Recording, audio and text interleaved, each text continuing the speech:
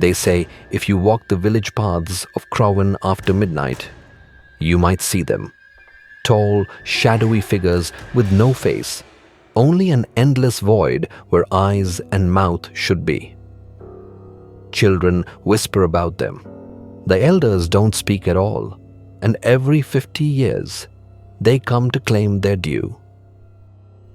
Tonight, we delve into the forgotten village of Krawen, nestled deep in the fog-covered valleys of Eastern Europe, where a curse returns like clockwork and a traveler's curiosity awakens something best left buried. If you enjoy dark folklore and real horror storytelling, make sure to like, subscribe, and turn on the bell. Now, let's begin.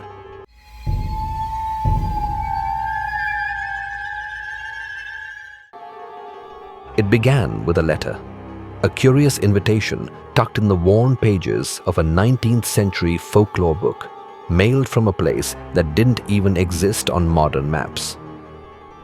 The traveler, an ethnographer named Elias Crow, had spent years tracing forgotten cultures, but he had never heard of Krawen. As he arrived, the village appeared suddenly through the mist like a mirage. Time seemed to slow. Crooked homes leaned together like conspirators. Children stopped playing to watch him. No one smiled. A weathered innkeeper finally spoke. "You shouldn't have come. The hollow ones are due." That night, Elias heard giggling outside his window. Peeking through the old shutters, he saw a group of children drawing strange symbols in the dirt, chanting a rhyme. "Hollow, hollow, walk at night. Faceless watchers steal the light. Hide and hush and hold your breath, or they'll gift you sleep and call it death." When Elias approached, the children scattered. One girl lingered, her eyes wide. "They take the noisy ones first," she whispered. Determined to understand, Elias searched the village chapel, abandoned, choked in ivy. Beneath loose floorboards, he found a locked box containing records, births, deaths, and a curious pattern. Every 50 years, exactly, dozens of villagers vanished. No remains, no answers, only a black mark beside each name.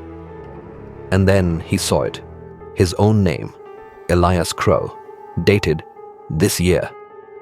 Panicked, Elias demanded answers from the oldest villager, a blind man named Marek. He spoke of a time when the villagers made a bargain. "We were starving. The plague came. So the elders called upon the shadows. In exchange for life, we gave them death. The hollow ones spared the village, but only if paid in souls. One soul for every year they waited. You, boy, you carry the blood. That's why the box had your name." As night fell, fog poured down the hills like smoke. The bells rang once, then again, and a third time. The villagers locked their doors. Candles flickered out. Elias stood in the square alone. And then they appeared. Figures tall and impossibly thin, moving without sound. Their faces were gone. Not hidden, not masked. Just nothing.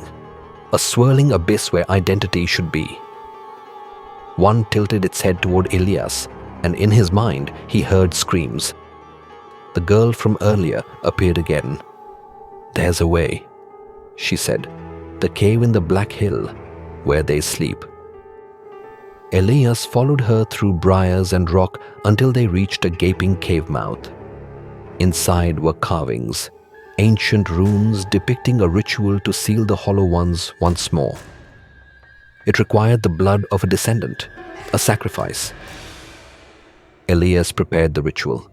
He read the ancient tongue aloud, but before the final word could pass his lips, a hollow one appeared, closer than breath. His body froze. Images poured into his mind, memories that weren't his. Whole families taken. A little boy watching his mother vanish into shadow. Himself, as a child, They had been marking him since birth. In a desperate act, Elias turned the ritual against them. Using his own blood, he etched a final glyph, one meant to bind, not banish. The Hollow Ones screamed, not with sound, but through every bone in his body. Light burst from the cave. The shadow forms twisted, recoiled, and vanished into the ruins. And then, silence. Elias collapsed. The girl was gone. So was the cave. Elias awoke in the inn. Morning. The village was normal. Children laughed. No fog, no Hollow Ones. He thought it was over, but the box in the chapel had changed. His name, now scratched out, replaced with another. A child's name. A new cycle had begun. The Hollow Ones may sleep, but they do not forget. And in 50 years, they will return, unless someone stops the cycle or dares to pay the price.